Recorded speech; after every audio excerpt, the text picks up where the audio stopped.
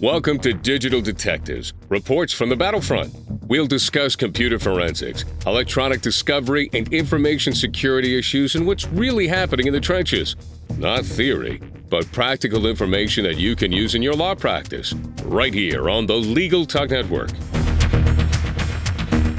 Welcome to the 152nd edition of Digital Detectives. We're glad to have you with us.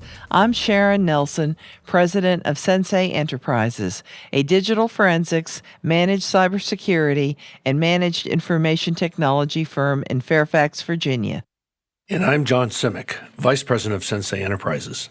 Today on Digital Detectives, our topic is 7 use cases where AI can be a hero to digital forensics.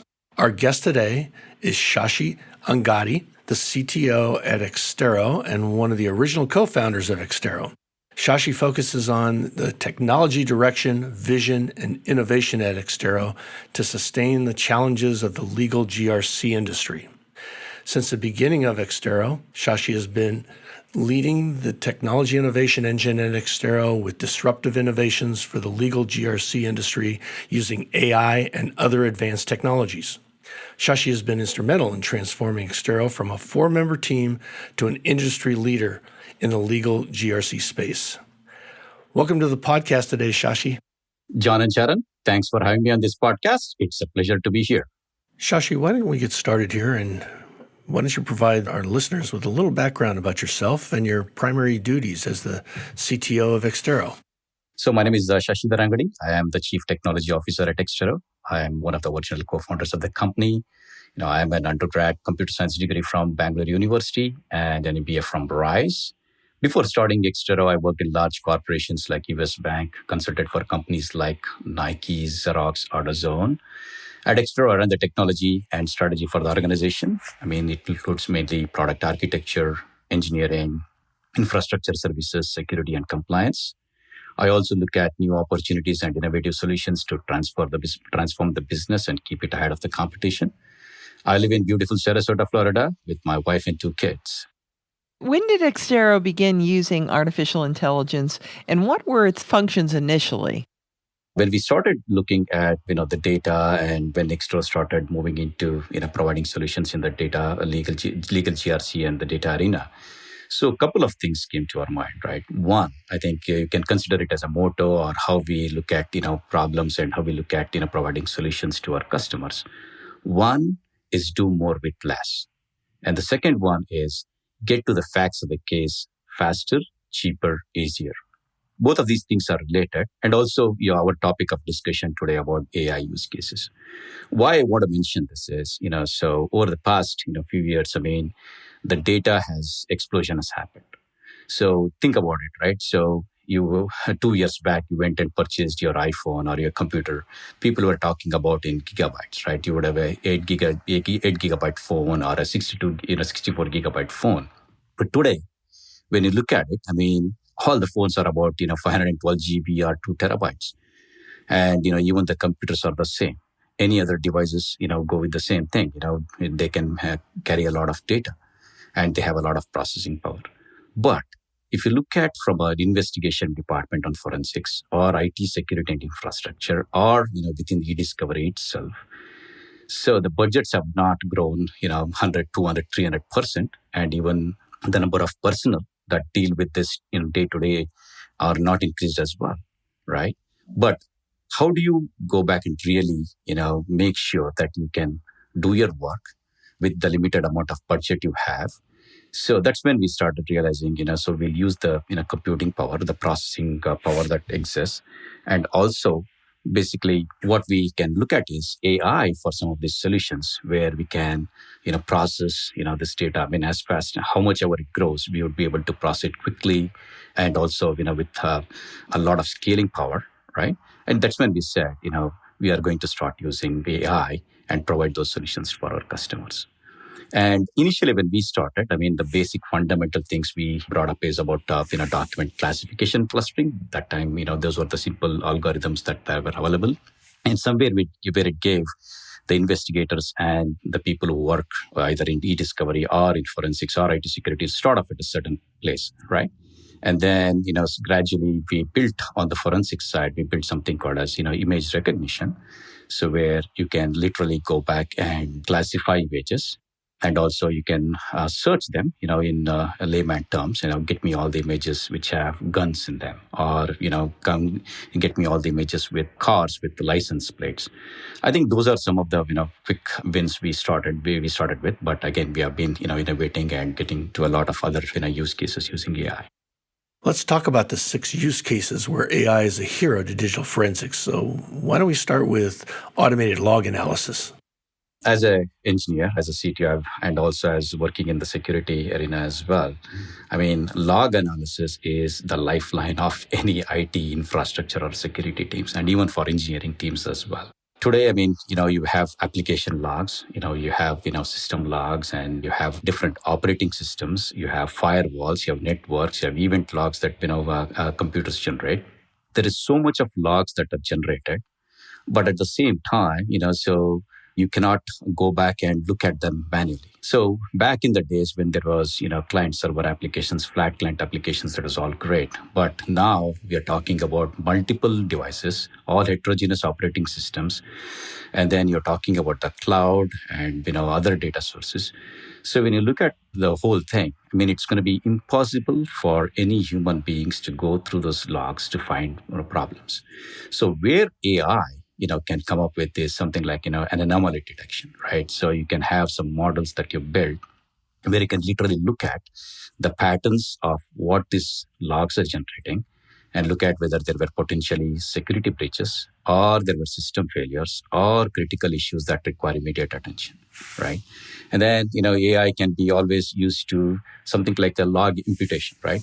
So sometimes, there could be missing entries. I mean, it all depends upon how much of information that could be, provided by the developer, right? So sometimes, there could be missing, but how do you go back and look at what really went wrong, right? So AI can help you to plug in some of those values for you, right?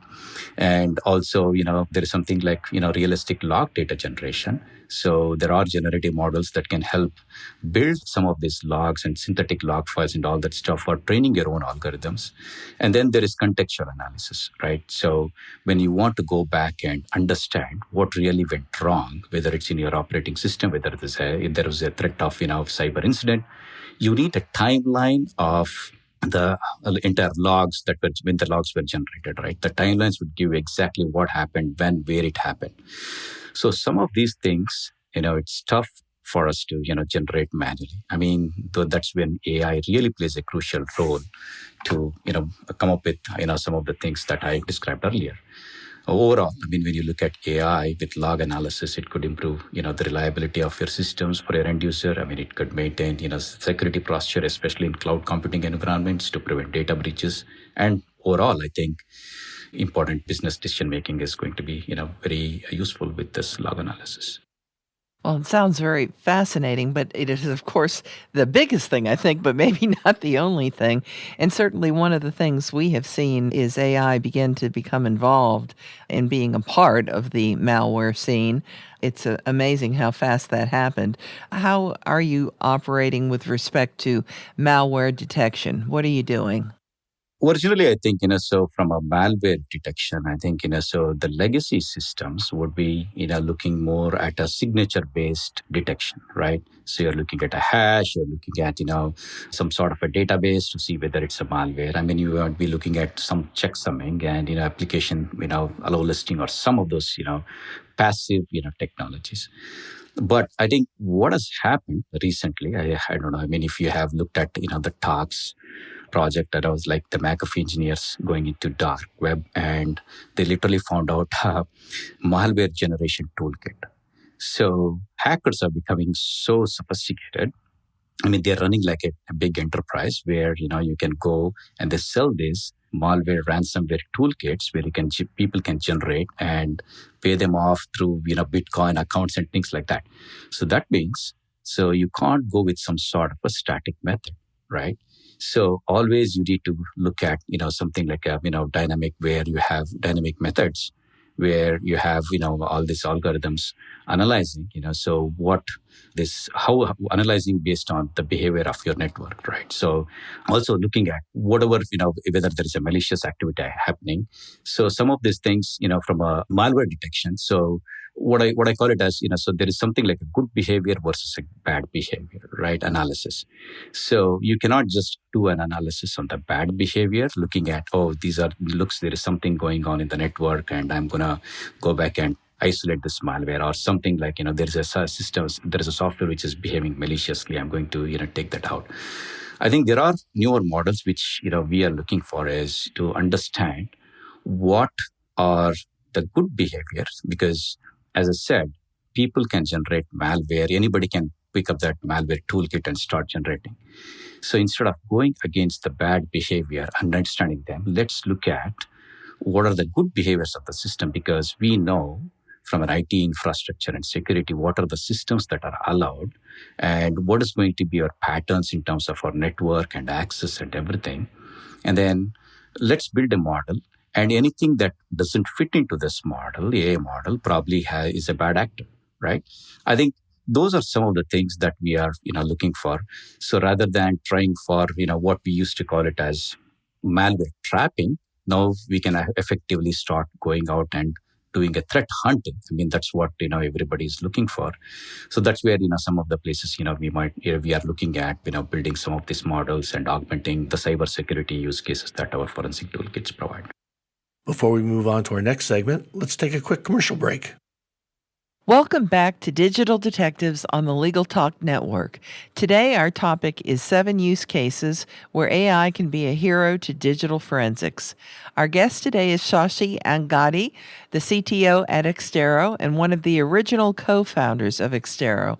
Shashi focuses on the technology direction, vision, and innovation at Exterro to sustain the challenges of the legal GRC industry.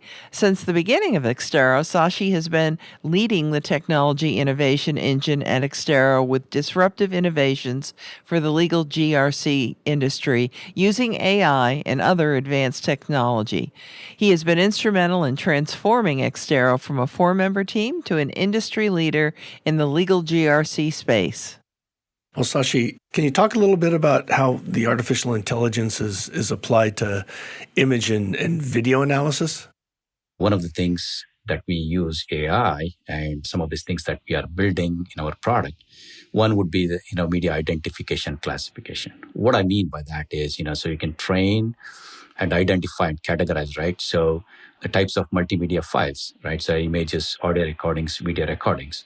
I mean, within, audio recordings, I mean, we might be, looking for whether it's going to be, a message that is left on a voicemail, or it's coming off of some audio from a phone conversation. I mean, we will be able to identify some of these things.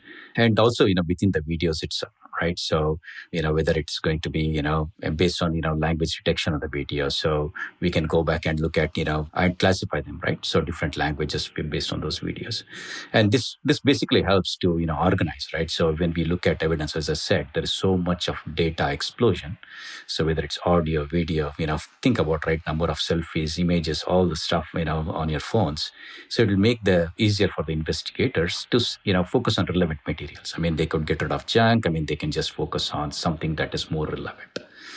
And the second one would be, duplicative and similar image detection. So there's a lot of images which are similar. I mean, again, as I said, we need to get to the facts of the case, faster, cheaper and easier.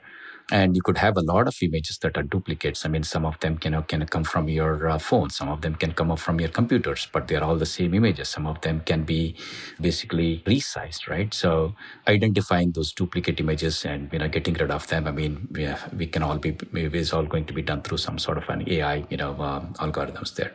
Audio transcription and analysis, again, so speech recognition, so making it, we can transcribe them into audio recordings, so for, people to search and analyze spoken content, right? So key phrases, how we can customers look at, free key phrases within, the audio video investigation. Some of those things are also, there are algorithms that, are available and, we are using them to, do some of this analysis as well. Sashi, how can you use AI in natural language processing to identify suspicious patterns? How does that happen? Multiple ways. When you look at, when you talk about natural language processing, it's, basically analyzing text-based data, emails, chats, documents, and all that stuff, right? So text analysis and entity recognition. Really, what I mean by that is named entity recognition. What I mean by it is, someplace, there is a person, right? So, so somebody might be calling me Shashi, somebody might be calling as Mr. Angadi, somebody might be calling me Shashi Angadi. I mean, there is CTO or Mr. Angadi. But how do you identify this is all pointing to the same source, right? So, even sometimes in the document, it could be, somebody saying it is he, she. So identifying some of these entities, and, you can also look at organizing them into, places, events, and all that is involved in a case, and tying them together, right?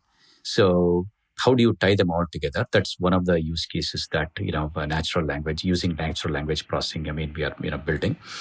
And sentiment analysis, right? So it's an emotional, determining an emotional tone of the text the content, right? So one of the things that I can give an example is, let's say somebody's talking, the word bomb can mean a lot of things, right?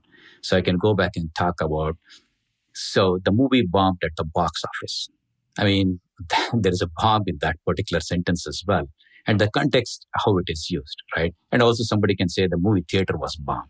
I mean, the context is completely, different, right? I mean, it's the same word. I mean, you cannot just go by, when you're looking at analyzing a lot of this data, you cannot just go by some keyword searches and all that stuff. Really, I think you need to look at, what is the context that is being said and all that stuff. So those are some of the things that NLP can provide. And then again, language translation, right? So there is so many multilingual communications might be happening because this is a global world. I mean, there are people communicating across the globe, and they could be talking multiple languages. I myself, can speak, 5 languages. So when you're looking at it, how do you understand what are those messages, right? So what is being talked about? So within those language translation, I mean, NLP can, come in there, aid, right? So, and make the life of a very investigator very easy, right? Also, there is something called as text summarization, right? You have so many documents. Let's say you have 1,000-page document, or you have thousands of emails, chats. When you go back and look at it, what are these are all talking about? Is this even relevant, right? So you can come up with some sort of a summarization. So AI algorithms can do that for you. So you can understand really what is happening on the case, right? So those are some of the things, so which are there, but there are multiple of, other use cases. So, but predominantly, some of these things, we have been actively working on, and those are some of the things that, is happening within the forensic industry. Can AI be used to identify other patterns? For example, those of us that have spent way too much time looking at Wireshark dumps, I'm old enough, I remember Network General Sniffer dumps too, but how can AI be used in network traffic analysis to prevent cyber attacks? One thing, as I spoke earlier, again, anomaly detection, right? So AI models can learn, normal patterns of network traffic, and, they could really, understand and detect anomalies that deviated from expected behavior. I mean, when we run, we know exactly within the US, our systems and, how the behavior is, where the data is coming from, where the transfer is occurring and all that stuff. And suddenly you seeing unusual spikes, traffic patterns or suspicious activities. Then potentially there could be a, cyber attack, right? So some of those things, could be done using AI. I'll just give one more example. So of late, you could have heard about the SIEM and the SOAR, right? Solutions where everybody wants to do something proactive. One of the things that, we provide, our customers deploy a lot of our endpoints, FTK endpoints on computers and everything. And whenever they see some sort of an anomaly happening on one of the devices, right? So they have this SOAR playbook, which technically, they can go back and really understand what's really going on this machine. There is some unusual activity, and they can take off the machine, out of the, network and start analyzing what was really going on, right? So this all can be done through, AI. And one next one would be, traffic classification. So depending upon the kind of, protocols and user behavior and all that stuff, obviously, maybe you can people you leverage it to do bandwidth optimization. There is packet inspection, deep packet analysis. I mean, as I said, cyber attacks are becoming more sophisticated. I mean, people can, go back and put something within your packets. I mean, so you can go back, analyze, really, is this, the right thing or not, right? So there's so much of data. I mean, human eyes cannot see it, or, even if you write it in a log file, I mean, you cannot analyze some of those things, right? And also, something bad happens. I mean, cyber incident occurs. I mean, or you could, try to generate, what I call it as traffic forensics. So when you're trying to do post-incident analysis, you could literally try to reconstruct some of this network traffic. I mean, what were the patterns, leading up to this incident, so that you can come up with, root cause and impact, right? Again, so end of the day. So, I mean, there's tons of use cases that you could do with AI. I mean, to keep, your organization safe, especially from cyber activities. And that network traffic analysis is, one of them, one of the use cases that it's going to be predominantly used. You've sold me, Sashi, on the fact that AI is a vital component in gathering evidence. But to move to another example, can you use AI for forensic triage? Absolutely, right? Whenever a case comes and you want to start collecting the data, right? So, I mean, if it's AI, right? When I talk about within your network, I already touched upon it a little bit, so you can understand, identify, if there are models, so could identify and potentially collect, digital evidence, proactively, from various sources, so computers, mobile devices, cloud storage, network, right? And also, it helps in evidence prioritization, right?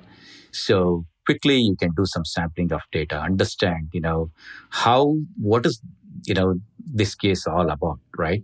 So really just take some relevant pieces, and at least, the investigators can get even a good start, right? So rather than trying to collect everything, figuring out what's going on, so they can go back and really get a head start, right? So rather than trying to still end up figuring out what else to collect.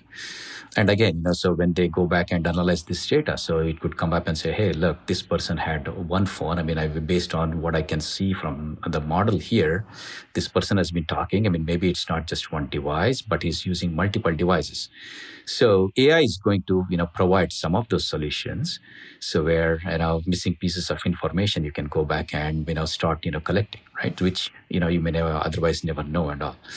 And obviously, media analysis, so we talked about multimedia, images. And also, there is something about, CSAM images or nudity, which is there. So people don't want to see it. You can flag them and all that stuff. So you could do all those things. Obviously, hash matching and data deduplication. So you don't have to go back and do a lot of those things. And I mean, there's tons of things, right? So I think, so quickly as I said, the whole motto is to get to the facts of the case faster, cheaper, easier.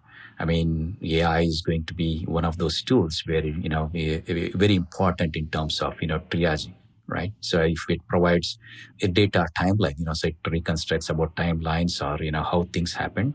So it gives a head start for the investigators. Well, before we move on to our final segment, let's take a quick commercial break.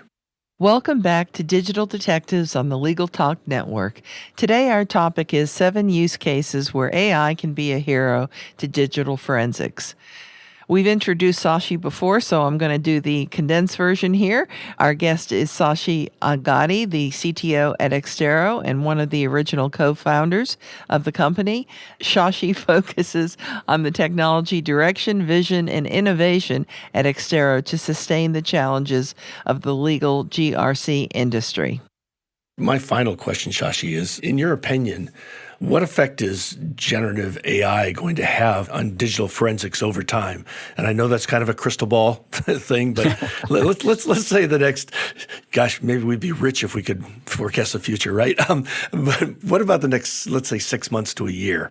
Yeah, I mean, probably. I mean, we will not be able to get to, similar to Minority Report.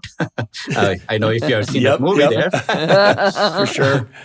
But, certainly, I think, so what we can, even think about it, right? So is, with generative AI, I mean, they'll be able to analyze data and patterns in historic data to predict crimes before they happen, right?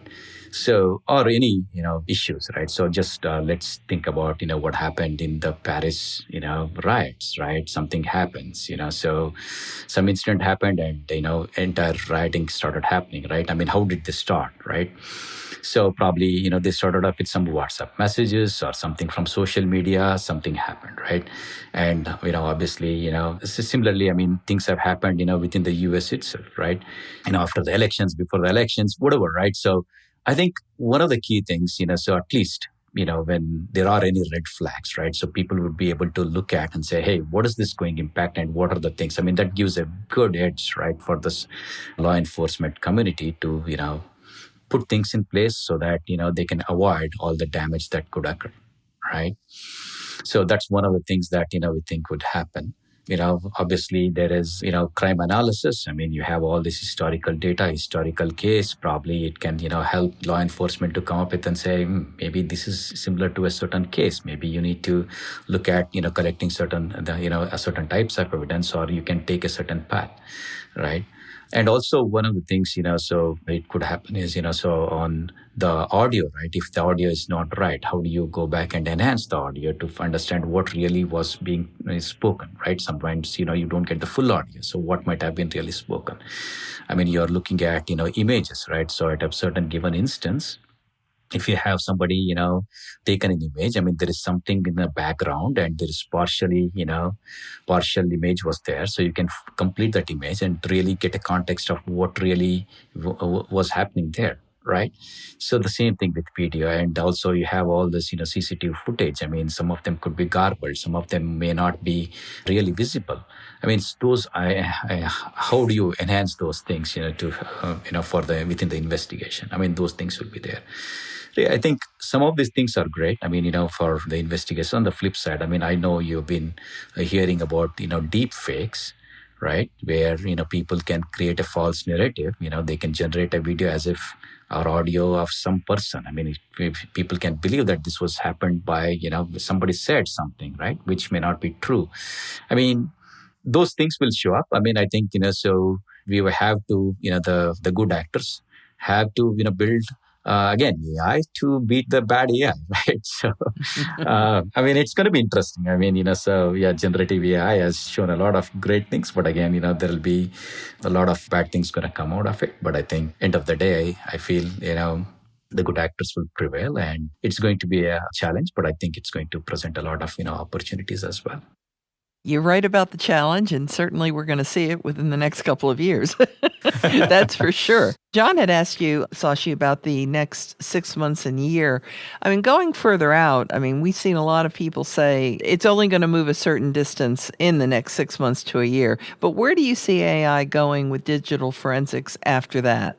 I think it's going to be, everything's kind of becomes, proactive, right? So this is the time of now, right? So especially in the cybersecurity and space, I think there is going to be a lot of, improvements there, right? So because the attacks are going to become more sophisticated and, the proliferation of data is going to be pretty huge. So there are, different mobile systems are going to come in, right? And you're not just talking about computers and mobile phones now. You're looking at smart devices, your iPhones and your Apple Watches, and also you're looking at drones and IoT devices, medical devices. I mean, there's a whole slew of things that are going to come in.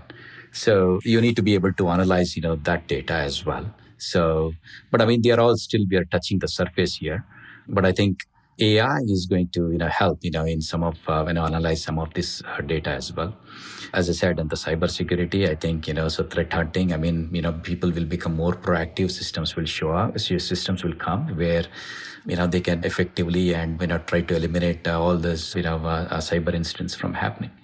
I think this has just started now, right? I think, so every time, I mean, we can't just, come in and say this is at a mature phase. I mean, this is just started. I think this is going on. This will go on for, a few more years.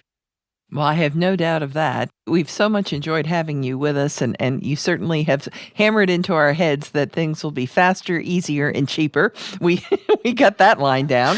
Um, but my favorite line of today was, "There's so much human eyes cannot see." And last night, John and I actually watched the movie I, Robot, and that movie sort of stands for that proposition that there's so much the human eyes cannot see.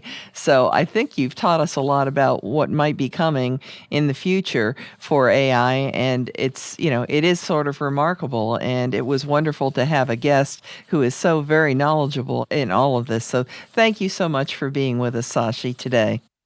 Thanks, Sharon, and thanks, John. I have been a fan of digital detectives. I mean, whenever I go and look at, a lot of knowledgeable articles, knowledgeable, podcasts. I mean, I increase my knowledge every single time when I, look at new things out there.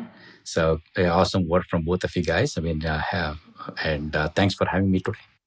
Well, that does it for this edition of Digital Detectives. And remember, you can subscribe to all the editions of this podcast at LegalTalkNetwork.com or on Apple Podcasts. And if you enjoyed our podcast, please rate us on Apple Podcasts. And you can find more about Sensei's digital forensics, managed technology, and managed cybersecurity services at senseient.com. We'll see you next time on Digital Detectives. Thanks for listening to Digital Detectives on the Legal Talk Network. Check out some of our other podcasts on LegalTalkNetwork.com and in iTunes.